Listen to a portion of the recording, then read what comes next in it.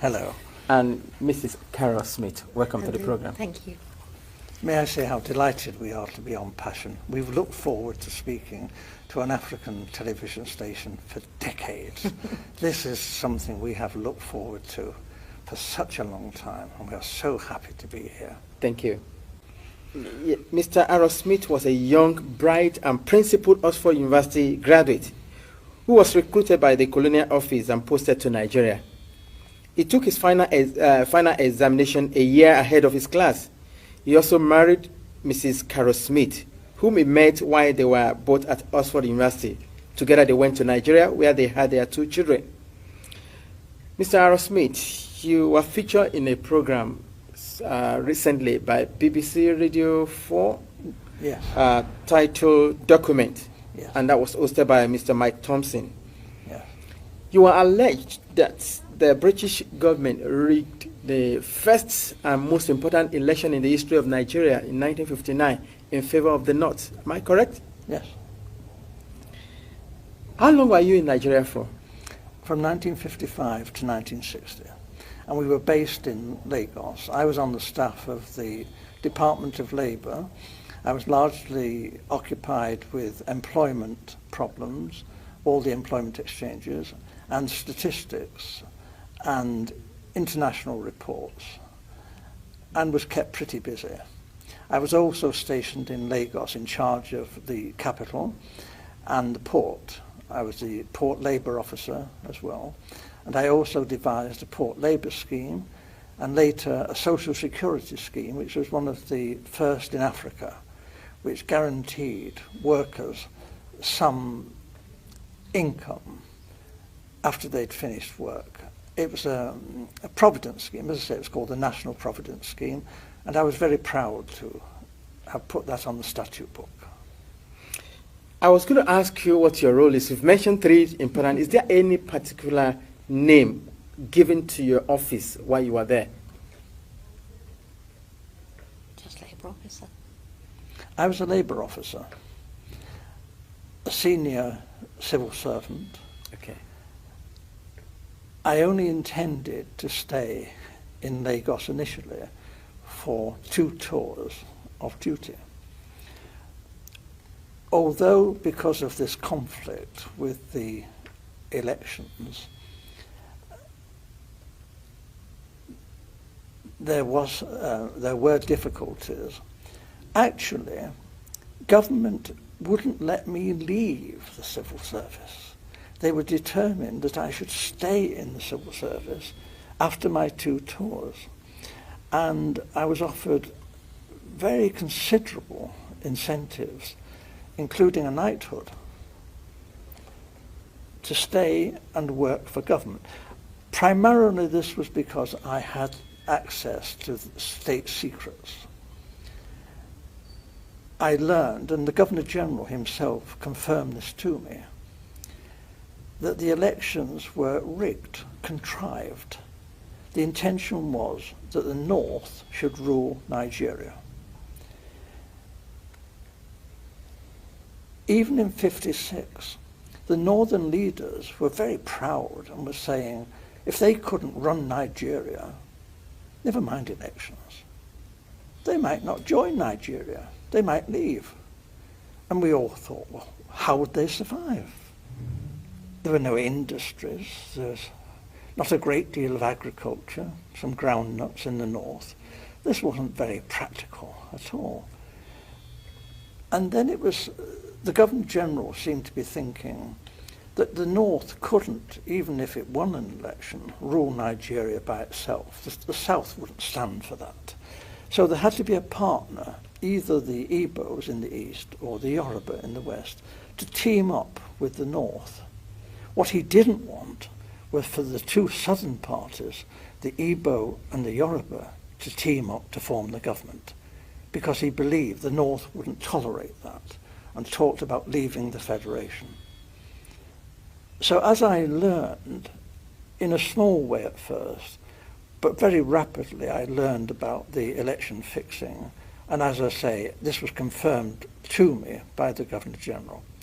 He actually said that he wanted me to know the truth, because he wanted me to know how much trouble I was in. You mentioned statistics. You were collecting figures. Yes.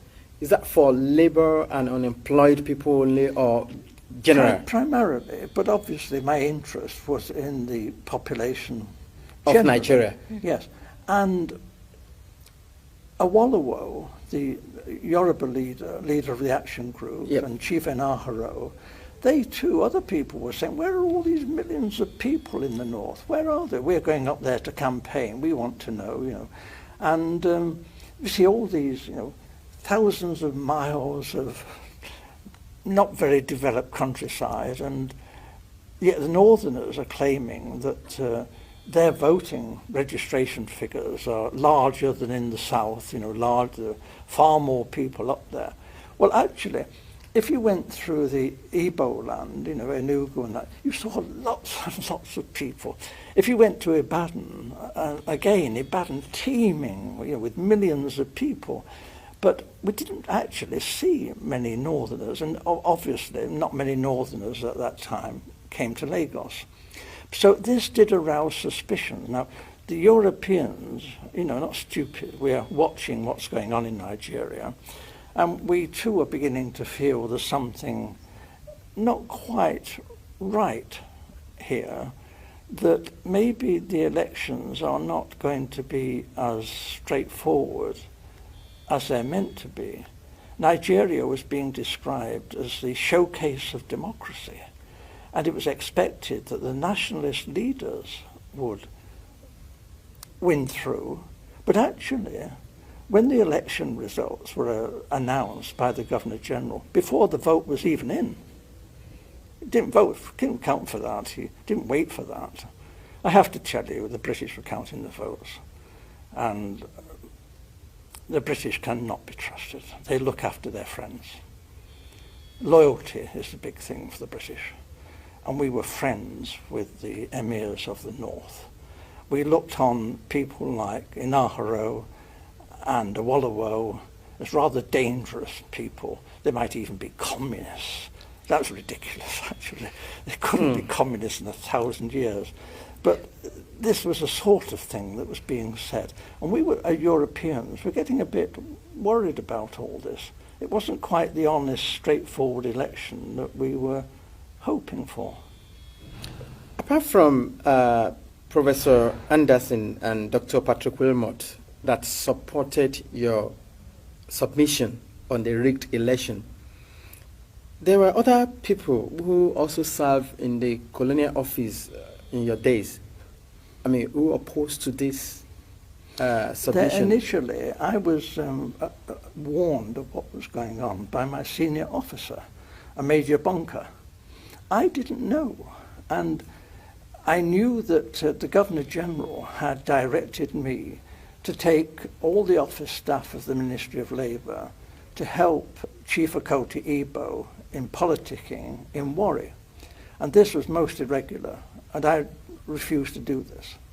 Having refused an order, I know what the drill is. You resign. I resign my post.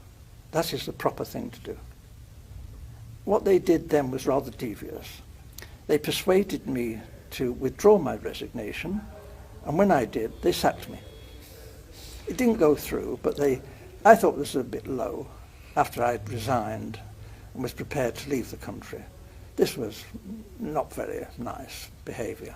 They later withdrew this and said that I had been of some service to the state, and actually commended me for what I had done, and said I could leave Nigeria with splendid testimonials, and we shook hands on this. And this was done with the recognition of the Deputy Governor-General, Sir Ralph Grey. And then I left Nigeria the first time and took up a job as a personnel officer, a very big job, with the Esso refinery. And then government came after me, declared that I was a traitor, and I had betrayed the British people, ought to be imprisoned. And I lost that job. And then they came to me again and said it's all been a big mistake. Dreadful mistake.